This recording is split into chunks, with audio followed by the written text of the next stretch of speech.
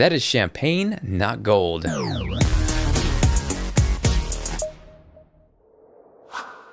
Hey guys, Jonathan here with TLD, and as many of you may or may not know, there's been a ton of leaks regarding Apple's upcoming iPhone 5C, and more specifically, over the past week or so, their upcoming iPhone 5S, which from the looks of it, it's pretty much all but official that we will see a quote-unquote gold iPhone 5S. Now I say that because I was able to get my hands on one of the leaked back casings, and it's definitely more of a champagne color. It's a little lighter, not so in your face when you think of the word gold. And initially, before I shot the video, I wanted to bring you a little more than just a first look at the back piece of a case. I can see that being a little bit boring, so I got the crazy idea to see if I could rip apart and dissect an iPhone 5, but put it back together inside the iPhone 5S housing. So it was tedious, but at the same time, it was fun seeing how much detail and precision goes into these pieces of technology that we use on an everyday basis and sometimes take for granted.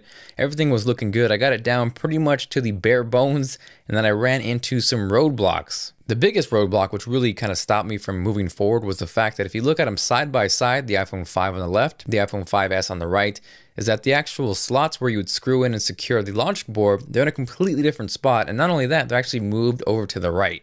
I could have half-assed it and kind of forced it in there and screwed it in certain spots, but it really didn't sit right, and I noticed if I was trying to insert the SIM card, it was giving me problems, and I really didn't want to ruin a perfectly good iPhone 5. So that actually shows me by Apple moving it over slightly to the right that they're going to beef up the processor but slim down the form factor, effectively leaving more room for battery on the left. If you notice, right now on the iPhone 5, the battery kind of just goes right to those screw slots, and by putting the same battery into the iPhone 5 housing, you can see there's a little more space for battery, which is definitely a good thing. Aside from that, there was a few small differences like the inner screws towards the top. Those were slightly different as well, and you can obviously see the cutout for the flash is different on the iPhone 5S, which obviously means we should see a much improved flash. On the outside, however, everything pretty much looks identical. The lightning port, the speakers, the headphones, the SIM card slot, even the buttons, they're all placed the same. We just really see those tweaks and differences on the inside. So at the end of the day, while I really wanted to bring you guys a fully functional iOS 7 equipped gold champagne iPhone 5S Frankenstein prototype,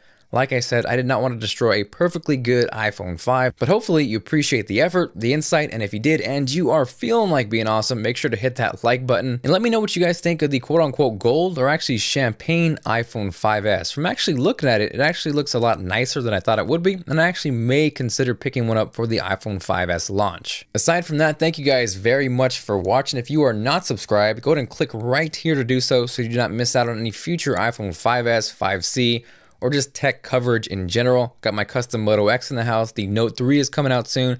It is going to be one hell of a close to 2013 with all the technology coming out. So again, thank you guys, and I will see you later.